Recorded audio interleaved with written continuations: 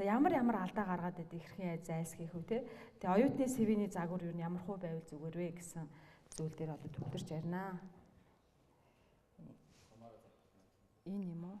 Энэ юм байна. За шал өөр юм миний компьютерээс. За CV бол ойлгомжтой шүү дээ. Байгууллага таныг мэдэхгүй, гадаадын сургууль сургаж байгаа бол одоо тэтгэлэг олгож байгаа элчин сайдын яам, том байгууллагууд таныг мэдэхгүй те. Тэгэхээр эхний ээлжинд та хэн бэ? Ямар ур чадвартай, ямар мэдлэгтэй хүн бэ гэдгээ харуулдаг эхний зүйл чинь ерөөсөө материал чинь байж байгаа. Тэрний нэг нь CV. Тэгэхээр ярилцлаганд дуудагдах уугүй юу? Эхний ээлжинд хүлээн зөвшөөрөгдөж дараагийн шатанд орох уугүй юу гэдгийг одоо харуулдаг зүйл бол ерөөсөө CV буюу энэ материалууд байж байгаамаа. За ерөөсөө ганц л ялгаатай. Урт богино. Нэг нь дэлгэрэнгүй мэдээлэл шаарддаг. Тэр нь бол CV яж байгаа. Ялангуяа Америкт судалгааны чиглэлээр сургаж байгаа улсуудад бол CV шаарддаг. Таны тухай дэлгэрэнгүй одоо их зүйлийг мэдмээр байгаа л гэсэн үг шүү дээ. За резюме бол богинохон 1-2 хуудас ерөнхий мэдээллийг агуулсан тийм зүйл байдаг. За CV дотор заавал оруулах ёстой мэдээлэлүүд байдаг. Энэ гарсан байна. За хамгийн түрүүнд хувийн мэдээлэл, тантай холбоо барих утас, имэйл хаяг, гэрээ хаяг одоо ордог. За мэдээж хэрэг төгссөн сургууль, курсээ бичнэ. За ажлын туршлага шаардлагатай байдаг. За зарим хүмүүс давхар ажилтдаг юм байлээ. Тэрийгэ бичих хэрэгтэй. За оюутнууд ихэвчлэн дадлага хийсэн байдаг шүү дээ, тий. Дадлагын ажлаа энэ чинь оруулаад биччихэд бас давуу тал болох боломжтой. За ур чадвар, хэлний буюу компьютерийн ур чадруудыг бас оруулж өгвөл зүгээр байдаг. Тэгээ би яг лекц уншсан сургууль болгонд л оюутнуудын жишээг яриад байлаа л да. Оюутнууд маш мундаг хэлний чадвартай болсон байна. Компьютерийн чадвар бол бүр ярих юм байхгүй. Одоо ерөөсөө их мундаг болсон байна шүү дээ. Нэг тэтгэлгийн ярилцлаганд орж явах 5 хэлтэй оюутан орж ирж байсан. Ингээд хоолоод үзэр яалтгүй 5 хэлтэй байгаа байхгүй. Казак оюутан байсан. Тэгээ хэдий завандаа яаж чи энэ залуу хөлтөж ийм хэл сурчваа гэсэн. Яг аав ээжигээ дагаад энэ тэнд сургууль Япон одоо Америк мэргэжлийн оронд байсан дээ л дээ. Гэхдээ тэр 2-3 хэлтэй оюутнууд бол нэг тийм сонирн биш, ховор үзэгдэл биш болсон юм шиг надад харагдсан. Тэгэхээр хэлний чадвар бол одоо зайлшгүй дурддах хэвээр зүйл байж байгаа. За тэгээ гадаадд тэтгэлгээр сурахдаа яг би завсраар нэмэлт мэдээлэл болгож оруулаад байл да. Одоо хамгийн их ундаг одоо зүйл бол хэл байдаг. Тэгээ бид оюутлахын гадаадын тэтгэлгийг сонссон баг тий. Монголд байгаа одоо бас том тэтгэлгүүдийн нэг шүү дээ. Олон материал эхний жил биднэрт ирэхгүй л байсан л да. Тэг яагаад ирэхгүй вэ? Бид нэр зараа сайн хүргэж чадахгүй гэж харсан чинь ерөөсөө одоо инженерийн чиглэлийн оюутнууд мэрэгжилтэй сайн мөртлөө хэл дээрээ ерөөсөө явахгүйсэн. Тэг ирж байгаа материал нь дандаа байгаль орчны тий чиглэлээр сурцсан тийм мундаг октод тэгэл эхний ээлжинд тас гэл 5-6-аар нь тэтгэлэг аваа явчихж байгаа байхгүй юу. Тэг нэгэнд бид нар нэг хүнд маш их хэмжээний одоо ийм хөрөнгө хайж байгаа тохиолдолд инженерийн хүнийг авмаар байдаг хэл баг. Гацдаг зүйл нь хэл байдаг. Тэгэхээр та хэд англи хэлнийхаа оноог одоо айтайхан дээш нь гаргачих юм сая хэллээ шүү дээ. TOEFL 80-аас дээш, IELTS 6.5-аас дээш гэж байна. Тэг тийм оноо авсан тохиолдолд одоо мөнгө төгрөгийн шиг боломжтой ийм сайхан бэлэн байгууллага байна. Гадаад сурч болж байна. Боломж таарвал тэтгэлэг авахд тэр оноонууд чинь хүрэх оноо байхгүй юу.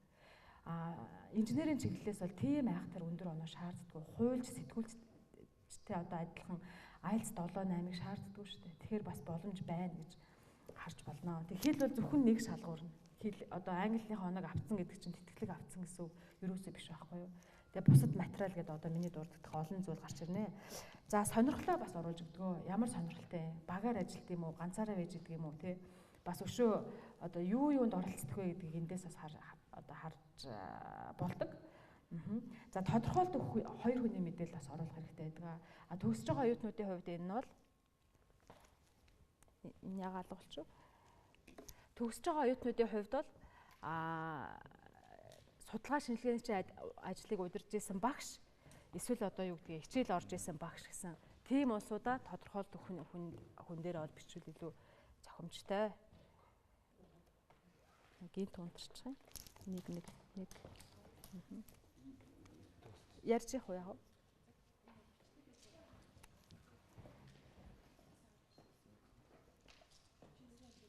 Би юм дээр нэрч байгаа. Нэг. За би чанга ярьчихё. Энийг юу байгаа юм. За CV бичихэд анхаарах зүйл юу вэ гэдгийг. За энийг ярьж эхлэхээс өмнө энэ дотор хэдэн хүн CV-тэй байгааг би нэг хараад байгаа да. CV-нд бэлэн бичсэн байдаг хүн байна уу? Нэгийг харлаа. 1 2 3 4 5 за 6 4 дахь сургууль дээр би энэ одоо яриаг хийгээ явж байна.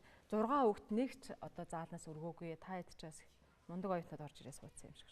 CV-гээ бэлдсэн байх чухал. Бид нар нэг мэтгэл нэг гоё зарга хардаг. Нэг мэтгэл тэтгэлгийн зарга гарсан байдаг шүү дээ. Материал маш ихийг бүрдүүлдэг. Ядаж CV чинь бэлэн байх юм бол одоо цаг баг газаднаа л гэсэн үг байгаа байхгүй юу? За хамгийн түрүүнд анхаарах ёстой зүйл бол CV-гээ ямар зорилгоор бичих байгаа. Та MCS орох гэж байгаа мó, оюутлахад орох гэж байгаа мó, эсвэл одоо хаана гэдгийг ажилд орох гэж байгаа мó, эсвэл тэтгэлэг төгөх гэж байгаа мó гэдгээ ялгаж одоо CV-гээ бичнэ. За ажилд орох гэж байгаа бол хамгийн түрүүнд анализ хийх ёстой зүйл бол мэдээж хэрэг ажлын зар байж байгаа. Ажлын зар тухайн байгууллагт ямар мэрэгчлэлтийн хэрэгтэй байгааг ерөөсөө тэр чигээр нь хэлсэн байдаг. Таныг гүйцэтгэх ажил үүрэгч нь юу юм? Хэн хэрэгтэй, ямар хуу шалгарттай хүн хэрэгтэй гэдгийг хэлсэн байдаг. Анализ хийж болох хамгийн одоо юу гэдгийг ойрын бичиг баримт бол ажлын зар байгаа байхгүй юу? Тэг хүмүүс ажлын зар дээр анализ сайн хийж чаддгүй. Тэрэн дээр одоо юу гэдгийг үндэслээд өөрийнхөө ямар чадварыг илүү их тоовоолгож гаргаж харуулах вэ гэдгийг бас сайн мэддгүй юм шиг харагдаад идэг хүмүүсийн CV-г харж байгаа. Тийм. За дараагийн зүйл бол чухал гэж үзэж байгаа бүх мэдээлэлээ оруулнаа. За та хэд механик тээврийн сургууль механикийн инженерүүд голдуу сууж байгаа гэж бодож байна. Тэгэхээр танахаас нэг оюутан тэтгэлэг авч ирсэн одон төгссөн. Эрдэнэтбаатар их таньж иж магадгүй тий. Эрдэнэтбаатар миний санаанаас ерөөсөө гардггүй. Маш мундаг оюутан. Тэгээ ярилцлаган дээр хамгийн хэцүү одоо асуултанд ганцаараа хариулаад механик тээврийн сургуулиас ганцаараа тэр жил тэнцэжсэн хөлтэй 2014 онд тэнцэжсэн. Тэгээ тэр хүү яах вэ ярих чадвар модуль нэг сайн байгаагүй. Гэхдээ мэрэгжлийн юм бол үнэхээр мундаг байгаа байхгүй бүр юм хийцэн. Тэгээ манай тэтгэлэг тэнцсэн одоо хүүхдүүд заавал одоо юу гэдгийг биелүүлэх ёстой шаардлага гэдэг нь юу гэдэг. Тэтгэлгээ өргөжлүүлэхийн тулд тийм шаардлага байдаг. Тэр нь эрдэмчлэгээний хурал одоо судалгаа шинжилгээний ажилд оролцсон байх гэж. Эрдэнэтбаатар оролцсон.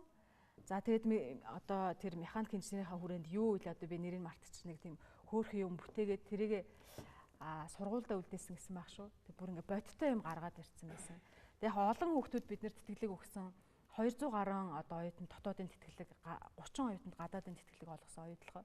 Эдгээр дотроос ингээ санаанаас гардггүй нүдэн дээр өссөн сайжирсан тийм хүүхдүүд байдгийг нэг нь та эдтэй мөр зэрэгчээ сурж исэн Эрдэнэтбаатар байсан. Тийм. За тэгээд би яг чухал гэдэгтэй л холбож хэлэх гээд байна л да. Эрдэнэтбаатарын шиг тийм гоё судалгаа шинжилгээний ажилд оролцоод тийм гоё бүтээл хийгээд тэгсэн бол тэрийгэ заавал CV-нд оруулах хэрэгтэй. Тийм сайхан одоо алтан өөрөө чинь ялцуулж болох мэдээлэл заавал оруулах хэрэгтэй байгаа байхгүй юу? Тэрэнд оролцсноор ямар үр дүнд хүрсэн, юу олж мэдсэн, одоо жижигхэн нээлтж болсон билүү хэм мэдлээ тий. Тэрийгэ заавал оруулах хэрэгтэй.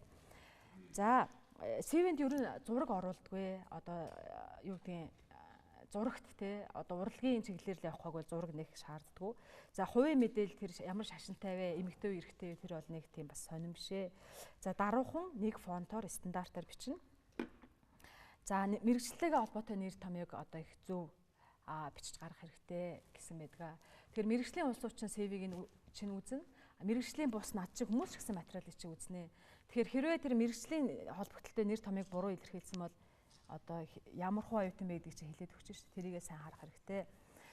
За яг ялангуяа англи хэл дээр гарч ирэн л дээ. Одоо дадлага хийсэн гэдэг нэг томоор бичсэн байгаас иймэрхүү томоор ер нь их бичдэггүй аль болох зайлсхийгээр танд чухал байж болно. Тэгтээ арай өөр маягаар илэрхийлээрэ гэсэн санаа явж байна. За зарим CV зарим материалыг харахад эссенд ч ялгаагүй өөрийгөө одоо хитрхи их дүгийлгэж магтсан одоо бүр ингээл тэнгэрийн амтын шиг материалууд орж ирдэг л дээ. Гэхдээ тэд нар мундаг гэж нэг талаараа харагдж байгаа ч гэсэн нөгөө талаар тийм эргэлзэх сэтгэл төрүүлдэг. Тэгэхээр аль болохоор үнэн бодит. За тэгэл юу гэдгийг одоо өөрийгөө илэрхийлж болох одоо ямар төвшин байна тэр төвшөндөө илэрхийлээрэ гэдгийг хэлж байгаа. За хамгийн сүүлд төгссөн сургууль хамгийн сүүлд одоо хийжсэн ажлаа хамгийн ихэнд бичдэг. Та хэд одоо механик тээврийн сургуулийг төгсөж байгаа юм чинь хамгийн түрүүнд энэ сургуулаа бичнэ. Өмнө нь сургууль одоо төгсөж ирсэн бол тэр чинь дараа одоо тэр сүүл рүү бичгдээ шүү. Ерөнхий боловсролын сургууль чинь хамгийн сүүлд бичгдэнэ. Дараа л дандаа тэгж явж идэг. Энийг анхаараарай. За дадлагын ажлуудаа сайхан дурдж бичнэ. Та хэд 2 дугаар курстэй танилцах дадлага, 3 дугаар курстэй үйл үрлийн дадлага явдаг тий. 2 удаа дадлага хийдэг лөө 3 2. За тэрийгээ сайхан бичих хэрэгтэй. За манай дээр хангамжийн хилцсэнийг 2 оюутан дадлага хийжсэн. Тэгээд яг дадлага дуусаад хариуцж ажиллаж хэлсэн хүмүүс энтертэй хуралдаа. За юу энэ хүүхд юу сурав, юу хийж битээ, ямар байв гэдээ бид нэр одоо ингээ хурал гэдэг юм юу гэдэг нэг яриа болдог байхгүй. Тэгээд дадлагын л 2 оюутан шүү дээ тэ зүгээр. Тэгээ хилцээхэн тэр хариуцчихсан үнэ хэлжсэн. Манай энэ хоёр өөрчлөлт авчирсан. Хангамжийн хэлц чинь маш олон бараа материал худалдаж аав. Наашаа цаашаа одоо их олон процесс явагдсан юм байна л да. Тэгээ компьютер дээр тэр файл юм нэг замбраагүй байсан юм шиг байна. Тэгээ тэрийг бүгдийг цэгцлээд дараа нь хүн ингээл ашиглаад нэг юм руу ингээл дамжаад ороход ингээл цэгцтэй болсон. Энэ хоёрын хийсэн ажлын үр дүнгээр бидний ажил хийх цаг одоо юу гэдэг нэг ажил дээр зарцуулах цаг багассан гэж байгаа юм. Үүнийг л амжилт гэж хэлнэ, энийг л өөрчлөлт гэж хэлнэ шүү дээ. Тэгээ та нар дотор яг энтэй адилхан жижиг гэлтгүй юм хөөрхөн өөрчлөлт хийсэн бас нэг сони юм анзаараад ингээд зассан жишээ өгж магадгүй л дээ. Хэрвээ тийм жишээ байвал тэрийгэ заавал дурдж өгөөрэй. Тэр чинь бас давуу тал болно шүү. За худлаа мэдээлэл оруулахгүй байх гэж байгаа.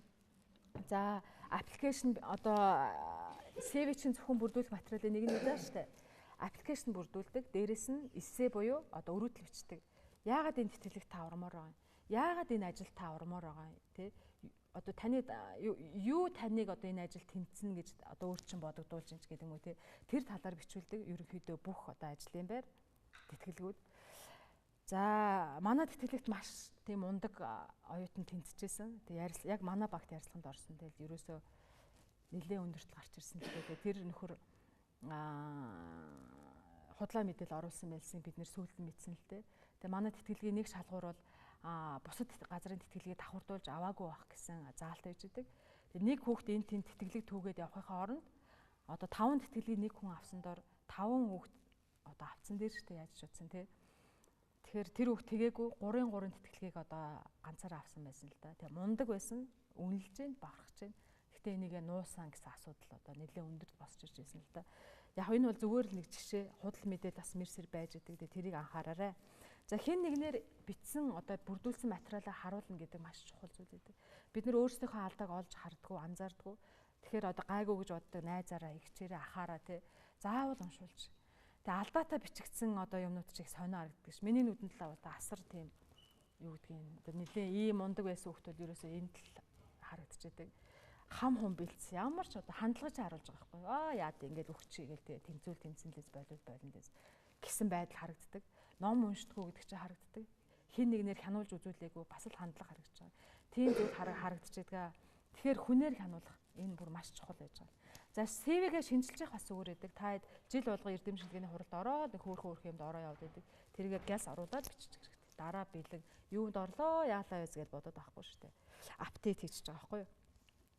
За CV одоо бичгэд хэрэглэгддэг үгнүүд байдаг. Active verbs гэж хэлдэг англи хэл дээр.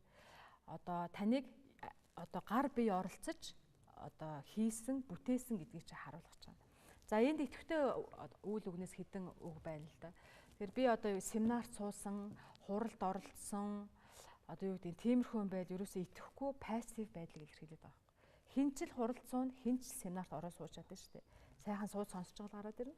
Тэрний оронд хурал зохион байгуулсан, илтгэл тавьсан, ийм юм хийсэн, багаар ажилласан гэсэн тийм үгнүүд таныг идэвхтэйгээр ямар нэг юм хийжээ гэдгийг харуулдаг. Тэгэхээр яаж илэрхийлэх үү гэдгээ үгээ бас одоо сонгож бодох хэрэгтэй. За CV болж өгвөл англи дээр бас байж зүгээр гэдэг. Оюутлогоо материал авахдаа англи хэл дээр бүрдүүлж өгөхийг шаарддаг шүү дээ. Тэгэхээр хоёулангийн нэгэ бүрдүүлсэн байл зүгээрээ.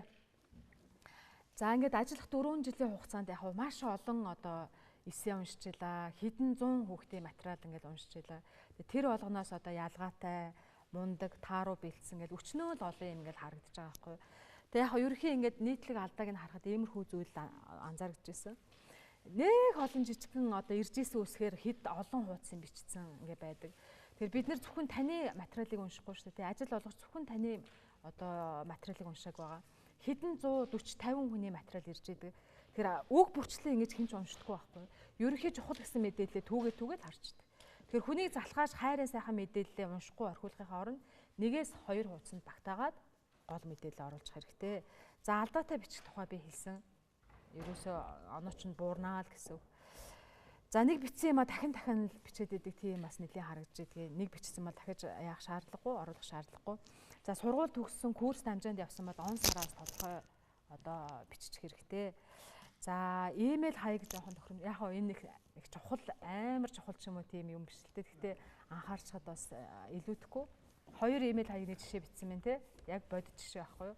Тэгээ иймэрхүү одоо эвгүүч гэдэг юм ямар ч гэдэг ийм имэйл тавьж яснаас овог нэрээ айл болох оруулаад аль бие усны мэйл ивэл бас зүгээр шүү гэдэг санал болгож байгаа. Өөрийнхөө имэйлийг хадгалсан ч болно шүү дээ. Сонголт байгаа та нарт. За товчлсон үг ялангуяа англи хэл дээр CV бичиж байхад хэрэгэлдэг. Одоо smart гэж одоо 5 үг товчлсон байна шүү дээ. Юу гэж байгаа мэргэжлийн хэллэг юм уу те. За didn't гэж энийг англи хэлний эссе TOEFL IELTS зөвхөд энийг didn't ингэж бичдэг шүү дээ. Did not гэж салгаж бичдэг. Тийм байгаа. За хитрхийн урт эссе бол юу бол demi гэж хэлсэн байж байгаа. За би гэдэг үг бол юун дотор нэг ордог юм дөө. CV-д. Юу гэнэ? Товчлсон үг хэрэглэхгүй. Хэрэглэх гэсэн байна уу? Товчлсон үг хэрэглээд байгаа байхгүй юу? Энэ нь алдаанд орж байгаа л гэсэн. Тий. Жохон өөр сонио ойлгохоор биччихв. За та хэдийн CV-нд ямар мэдээлэл багтах хэрэгтэй гэж тий. За тэр контакт гэж байгаа одоо холбоо ойрох юмнууд чи эхэндээ байх хэрэгтэй. За суралцдаг сургууль биш, суралцсан эсвэл төгссөн сургууль гэж тавьчих зүгээр бах тий. Энэ бол яг оюутнууд зориулсан юу учраас арай өөрөөр байна. За тавьсан илтгэл, оролцсон хурал, эрдэм шинжилгээний ажил, судалгаа шинжилгээний ажил хамгийн чухал зүйл чинь энэ дээр гарч ирнэ гэж би ойлгодог. Тийм. Тэгээ манай яг тэтгэлгийн гэрээ жоохон хатуу байдаг. Яагаад гэвэл Монголд байдаг хамгийн том тэтгэлэг маш олон хүүхдүүд өрсөлдөж бид нар жилд 30-аас 35 хүүхд шалгаруулж авдаг. Тэгээ тэр эдгээ та нар бол топ байх хэрэгтэй гэсэн шаардлага тавьж байгаа юм л да. Яг нэг хідэн төгрөг өгчөө тэдрийнхээ араасуудаа ингээл барайл тэрэндээ биш. Сайн эрдэмчлэгээний хуралд оролцоод жил болгоо юмд орчвол тэр хүүхдэд хэрэгтэй шүү дээ. Одоо надад бол хэрэггүй шүү дээ. Тэгээд нэг төгссөн хүүхдүүдтэй уулзалт хэлж одоо нэг оюутан хэлжсэн. Тамаа ихчээ ийм заалт оруулсанд баярлалаа. Хэрвээ би зүгээр л 3.2-ыг авал тий тэтгэлгийнхаа одоо төлбөр даадаг бид нэр сар болгон 200 мянган төгрөг өгдөг гэх мэтлэн олон боломж байдаг л да. Энийг авч ирсэн бол би хизээч ийм хуралд орохгүй байсан. Тэгээ би энэ хуралд оролцож ингэж явснараа одоо аюу гой ажилд ингээ орчлоо. Тэгээ энэ мал намайг оруулсан гэж бодож байна гэж хэлжсэн. Тийм тэгэхээр гол хэсэг чинь энэ шүү. За дадлага хийсэн байдлаа бичнэ. За компьютер хэлний мэдлэгээ бичнэ. За хичээлээс гадуур зохион байгуулагддаг үйл ажиллагаа буюу extra curricular activities гэдэг шүү дээ. Энийг ялангуяа одоо барууны оронд Америк тэтгэлгээр сурах чавал энийг нэлээд хардаг юм шиг санагдав.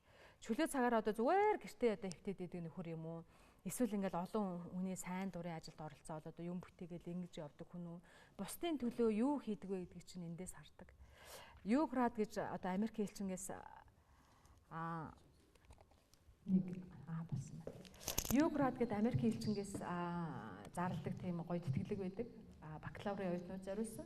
Тэрний шалгаруултанд нэг жил сууж байхад тэр хамт сууж исэн тэр Америк элчингийн ажилтнууд оюутнуудаас юу төлхөө харж байсан бэ гэхээр сайн дурын ажил. Энд сайн дурын ямар ажил зохион байгуулж исэн, яаж оролцож исэн, ямар үр дүн гарч исэн гэдгийг айгүй их төлхөө асууж исэн. Тийм тэгэхээр энэ бол бас нэг та хэдийг илэрхийлэх нэг гол тийм зүйл болох нэ. За шагнал урамшуул их олон мундаг шагнал урамшуул байд юм байлээ шүү дээ оюутнуудын дунд. За тэднийгээ бас оруулаад биччихэд болно. За ерөнхийдөө бол та хэдэд бол энэ хэдийг оруулаад биччихэд болчихно гэсэн. За эхний одоо тэр аппликейшн процессыг амжилттай даваад ярилцлаганд одоо дуудаглаа гэж. Тэгэхээр дараагийн шат руу орно гэж байна. За ярилцлагын өмнө явцад дараа нь юу анхаарах вэ гэсэн нэг хэлхээ зүйл хэлж. За одоо оюутлогоос уцслаа те материалаа өглөө тэнцлээ. За баяраа сайн байна уу? Оюутлогоо компаниас ярьж байна. Та ингэж ярилцлагандаа тэнцлээ. Газар байршлаа хэлнэ. Тэгэхээр энэ хүн баярсандаа болоод энийгээ бичиж авахгүй эсвэл буруу бичиж авсан тохиолдол байсныг би нүдэрээ харж байсан.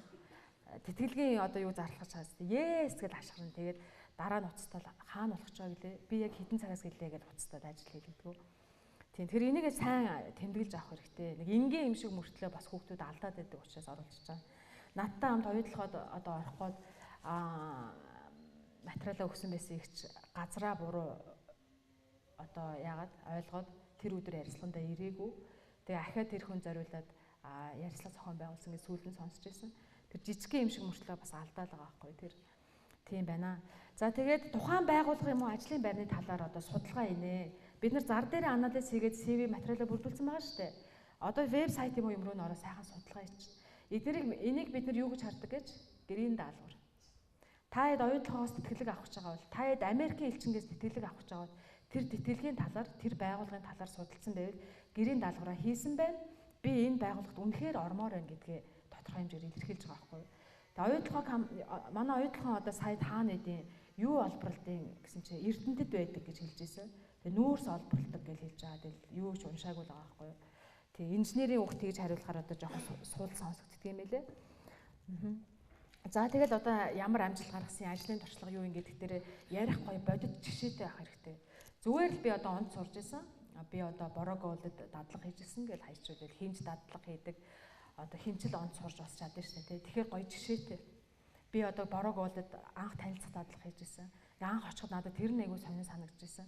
Тэгээ дараа нь үйлдвэрлэлийн дадлагаараа би ахаад тэнд очиж дадлагыг боломж олдоод энийг ингээд судалсан чинь энэ ийм байсан байлээ. Эхлээд би буруу ойлгодог байж байгаа дараа нь ингэсэн. Эсвэл энэ нь болохгүй байж байгаад би санал одоо юу төвшүүлээд ингээд тэрийгээ ингээд зассан ч гэдэг юм уу. Тиймэрхүү гоё бодит жишээ маш их хүрдэг. Дандаа жишээ асуудаг ярилцлаган дээр. Энд бас бэлтгэсэн байх хэрэгтэй. Тэгээ яг би Америкийн элчинд нэг ярилцлаганд орж исэн жишээгээл бас дурдаад яваад байлаа л да. Гадаад сурахыг би маш их хүсдэг байсан. Яг л та нартай адилхан. Яг миний амьдралд тэтгэлэгтэй бүр нэгт холбоотой л доо. Одоо 4 тэтгэлэг авсан байдаг. Магистраас бос бүх одоо зэргийг би төлбөр төлж үзээгүй бүгдийн тэтгэлгээр л одоо авсан байдаг. Яг тэр азтай гэхээсээ илүү тэр болгоны ардталтай одоо миний хичээл зүтгэл бэлтгэл байсан гэдгийг би одоо нүүр бардамд хэлнэ л дээ. Тэгээд яг энэний өмнөх ажил дээр байхдаа яг гадагшаа нэг сайхан сургуульд явчмаар санагдал хэл мэлээ сайжруулчмаар санагдал яг тийм үе байсан л да. Тэгээд тэр үед Hubert Humphrey гэдэг том тэтгэлэг зарлагдсан байсныг би хан дээрээс олж харсан. Тэгээд сүүлийн өдөр нь би тэр зарыг олж харж байсан. Яг Австрал руу магистрт явахгүй тэтгэлэг материал өгсөн байсан. Австрал намайг аваагүй. Тэгээд тэрний материал байсан. Гэхдээ өөр одоо орны тэтгэлэг учраас материалаа засаал хамгийн сүүлийн өдөр материалаа авчиж өгч ирсэн. Бүр сайн сандаг. Тэгээ ярилцлаганд дуудсан. Яг тэр үед бол би алдаж болохгүй. Одоо дараагийн шатандаа би тэнцвчлээ гэсэн мессеж ирж байгаа байхгүй юу. Тэгээ тухайн үед миний англи хэлний одоо ярианы чадвар тийм сайн байгаагүй. Тэгэхээр нэгэнт би өөрийгөө одоо бичгийн хэлбэрээр эхний шатаад авцсан бол ярианы одоо ярилцлага нүүр тулсан тийм ярилцлага дээр өөрийгөө одоо зөв илэрхийлэх шаардлага гараад ирж байна шүү дээ. Тэгээд надаас асууж магадгүй асуултуудыг жагсааж өчээд англи дээр хариулаад зарим хэцүүг би чэйжилж ирсэн. Бүгдийн сээжлээд ганцаараа ярьж үзээд 2 хоног бүр тасралтгүй бэлдсэн юм аа. Тийм. За тэгээ ярилцлагт орсон Америк элчин чинь үүднээсээ ахуулаад тэр харуул хамгаалт security нь маш өндөр. Тэгэл үүднээсээ эхлээд айцтай орж байгаа байхгүй. Тэгээд уртлын үн жоохон уудсан. Гадаа нь ингээл бүр улам айгаад ингээл бие барайл гэж байгаа. Тэгээд Америк элчин гэнийх хүүхэн надтай нэлээд удаан ярьж бас тодорхой хэмжээгээр тайлшруулж ирсэн. Тэгээ ярилцлаганд ингээ орлоод нэг 4-5 суудсан ярилцлага өглөө. Тэгээ хамгийн гоё нь яг миний бэлдсэн асуултуудын дагуу ингээл асууж байгаа байхгүй. Тэгээ бэлдсэн хүн чинь бас сандрах нь гайгүй болчдөг юм лээ ингээл гаргаад яриад. Тэгээ мэдээж бэлдээгүй асуултууд гарч ирж байсан л да. Гэтэ ихэнх нь миний бэлдсэн байсан болохоор тийм тайвнаар тийм гоё ярилцлага дуусчихсан. Тэгээ ярилцлагын төгсгөлд нь тэр ярилцлага ахалж ирсэн үү хэм байсан нэг Америк залуу босч ирээд гар ороод зоригтой эмэгтэй шиг санагдлаа гэж хэлээд гар ороход би дараагийн шатнд тэнцсэн гэдгээ яг мэдрээд гарч ирсэн. Тэг л тэнцсэн байсан. Тэр жил 4 эмэгтэй Америк одоо сурахаар тэнцсний нэг нь би байсан л да. Тэгээ энэ надад одоо юу хэлж өгч юу миний тархинд суулгасан бэ гэхлээр ерөөсөө л бэлтгэл. Одоо хөдөөний хөдөө орон нутгийн хүүхдүүд, гэр хорооллын хүүхдүүд ч юм одоо юу гэдгийг хотын төвийн одоо тэр гайгүй амьдралтай хүүхдүүдтэй барьцаж бас ярьдаг л да. Надад энэтэй адилхан боломж авахгүй. Миний аав ээж амьдрал одоо юу гэдгийг таараа учраас би явж чадахгүй дээ гэж боддог. Үгүй. Би ч гэсэн гэр хороолох. Би бас маш олон хүүхдтэй айлын дунд хүүхд. Манай аав ээж тийм олон мянган доллар төлөөд одоо 7 хүүхдээ бүгднийг нэг сургууль суралцуулах боломж байсан үг л байгаагүй. Миний ганц сонголтод ерөөсөө тэтгэлэг авахд тэр л байсан. Тэгээ бэлдсэний эцэст ингээл энийг авчаал эргээл харахад ерөөсөө хэн ч энэ боломжийг одоо шүүрч болдго юм байна. Америк сурах бол ерөөсөө тийм мөрөөдлийн юм уу тэнгэрийн тийм юм биш. Авцсан өнөө ерөөсөө ингээл хичээсэн бол би авах байсан байж тээ гэсэн тийм бодол төрж байсан. Тэгээ та хэд яг сонирхол англи хэлээ яаж сайжруулах вэ бас. Яг би англи хэлний багш байсан өмнө тэр талаар зөвлөгөө авч болно. Ярианы дараа цаг гарах бах. Тий. За ингээ хадуур бол зөндөө бол юм ярих боломж байна. За миний хэлсэнтэй одоо яаж ирсэн те асууж магадгүй гэсэн асуултаа биччих. Жишээгээ биччих.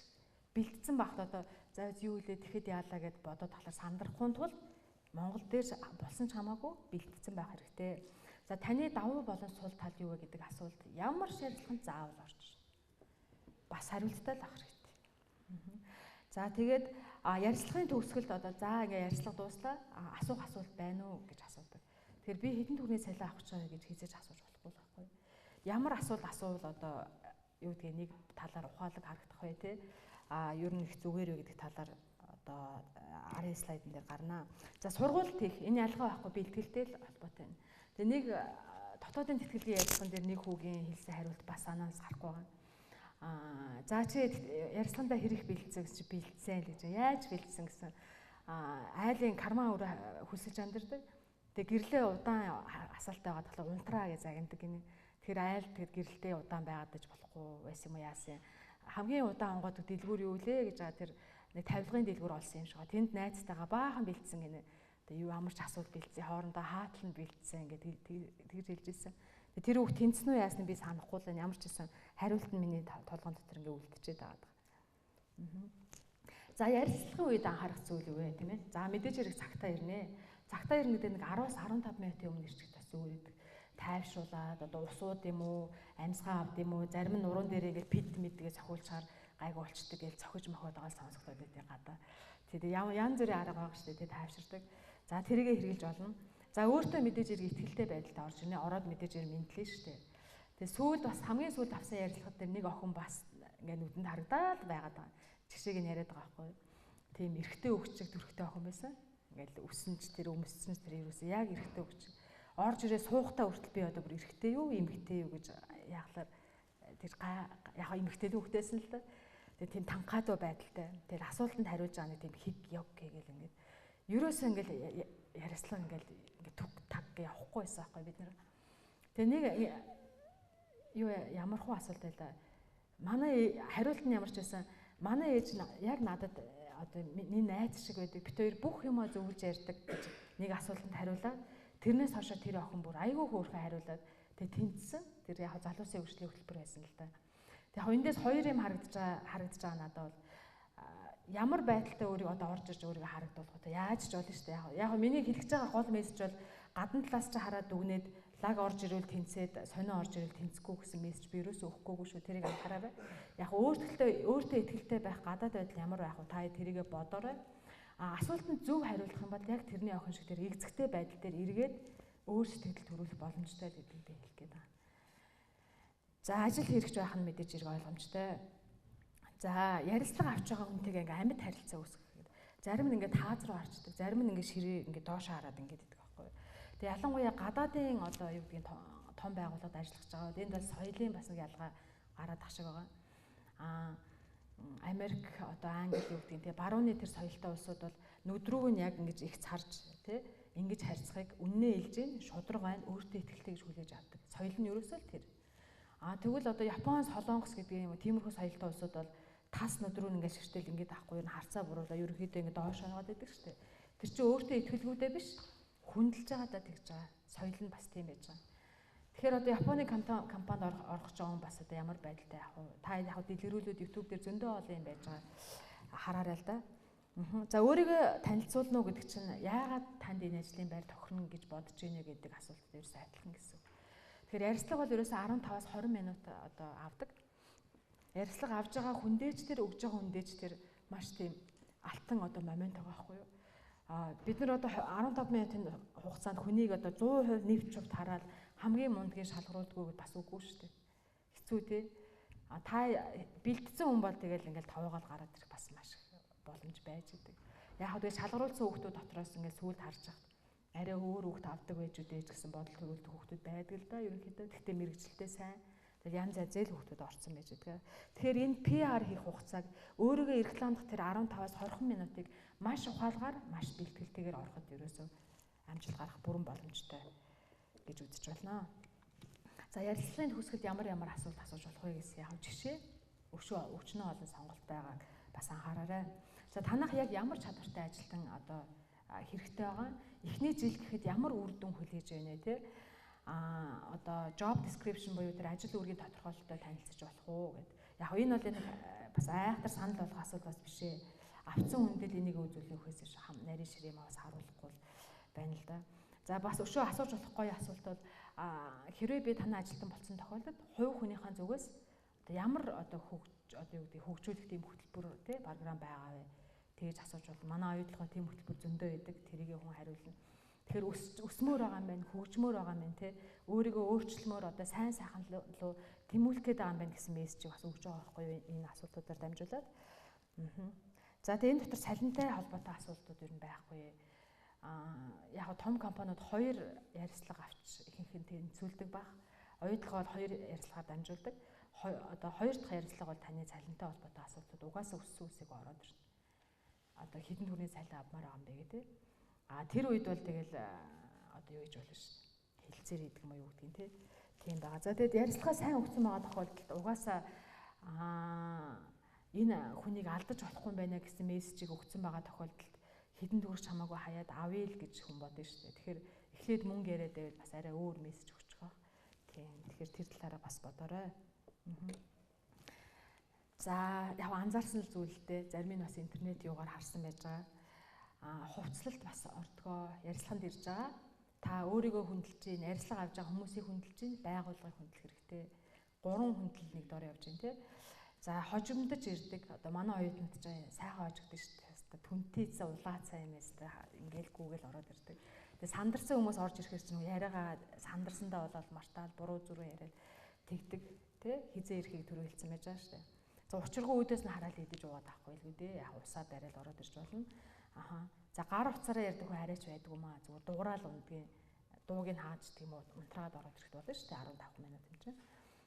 За компанийн талаар судлаагүй байдаг. Юу ч мэдгүй. Тэтгэлэг авах гээд байдаг. Оюутлага хаана байдаг гэхэлэр Эрдэнэт гэлдэгдэг. Тэгэл би тэтгэлэг авчмаар байна гэж суугаад байдаг. Тийм. За хитрхи их одоо яриад тахлаар ингээд таслах айгүй хэцүү байдаг тийм хүмүүсийг асуултандаа яг тас гэж хариуллаа. Тэгээд бол. Зогсоох хэцүү байдаг шүү нэ яригдээ. Зогсоохоос өөр арга байхгүй тэгэл олонд одоо юм хариулаад л тийм шүү дээ. Тийм байна. За тэг хуучин ажлын байраа юм уу? Төгссөн сургуулаа муу хэлэх ер нь нэг тийм зөв зүйл биш шүү. Одоо таарахын төгссөн байж болно тий. Тэг ямар ч байсан байж болно шүү дээ. Ерөөсөө муу хэлэх бол тийм юу биш. Зөв зүйл биш хамаа. За миний презентацийн энэ үгээр одоо би дандаа энэ үгээр төгсгдөг. Тэг сайхан ажилд орсон байгаа хүнийг том тэтгэлэг авсан байгаа хүнийг хүмүүс дандаа азтай гэж ярьдаг. Энэ ерөөсөө аз биш. Бэлтгэл боломж 2 нэг дор уулзахаараа аз аяндаа гарч ирдгээ л гэсэн утгатай үг гэж байна. Тэгэхээр энэ дотор одоо олон тий та хэдий ихэнх нь одоо сайхан ажилд орох бах, заримтай нь би оюутлагууд ч уулзах бах. Тийм. Тэгэхээр одоо саяны хэлсэн зөвлөгөөнөөс ганц нэгийг ч гэсэн санаад сайхан ажилд орчих юм бол одоо энд миний цагаа гарган байж одоо ирсэн ярианы үр дүн гарах бах гэж найдаж байна. Тэгээ та бүхэнд амжилт хүсье. Сургуулаа сайн төгсөөрэй. За асуух асуулт байна уу?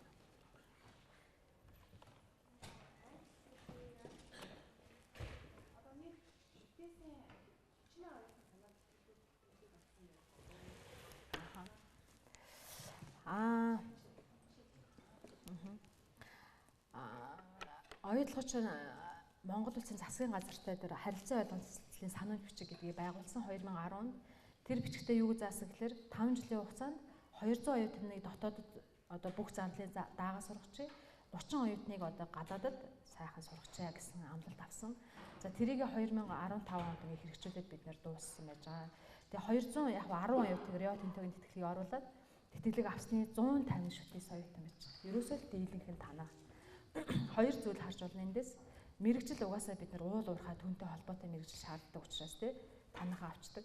Хоёрт нь үнэхээр эгжил төрлийн одоо төстэй сургуулиудаас яалтчгүй ингээл мундаг байдаг. Хувийн сургуулийн одоо оюутнуудаас та нар мундаг байдаг байхгүй. Бид нар ингээл ярьцлага аваад ингээл үздэг материалыг ингээл үзэх шал өөр байгаа юм ч яах юм. Мундгийн л аав шүү. Ярьцлаган дээр ч гэсэн ингээл таснаас гэл гараад ирдэг. Тэгээ хамгийн харж байхад уул уурхай барилгын одоо инженерийг сурдаг оюутнууд хамгийн олон тэтгэлгийг авсан байдаг. Тэгээ барилгын ялангуяа бүр аяйгүй мундаг оюутнууд байдаг байхгүй. Яагаад ингэж ийм мундаг байд юм болоо гэж асуулт тавиад ингээ харсан чинь одоо юу юм шиг байна. Ээжтэй хамгийн өндөр оноо 800 юм шүү дээ дээдлийн оноо. Ээжтэй хамгийн өндөр оноо авсан хүмүүс барилгын инженер уул уурхай ангид эхлээд ордог юм байна. Тэгэхээр ингээл яалтчгүй мундаг байгаа байхгүй. Тэг манай тэтгэлгийн голч оноо 3.2 гэдэг чинь зарим нь одоо материалаа өгсөн хүмүүс байгаа даа энэ дээр байгаа тий. Одоо тэнцвүүлээгүй нөхөр нь би зогсож байгаа шиг байна шүү дээ. Тэг 3.2 байдаг. За зарим сургуулийнхан наадчаастаа авахд хэцүү дүн. Манай сургууль дээр мойстер очсон ч тэгж хэлнэ, хөдөө аж ахуй дээр очсон ч тэгж хэлдэг байхгүй юу? Хамгийн хэцүү дүн. Авахд хэцүү гэл манайх бол шүтээсээс чанга үнэлдэг байхгүй юу гэл сургууль болгон тэгж хэлдэг. Ганцхан сургууль тийм хэлээгүй. 3.2 бол зүгээр авчихал дүн гэж. Барилгын инженерийн сургууль. Барилга архитектурын сургууль болц тээ одоо. Тэр сургуулийн оюутнууд л тэгж хэлдэг бид нар авчдаг. Тэгээ одоо манай тэтгэлэг тэнцсэн оюутнууд ингээд голч дөнгөө явуулахаар 4, 3.8, 3.7, 3.2 төгт болцсон. Тэгэл дандаа тийшээ сурч.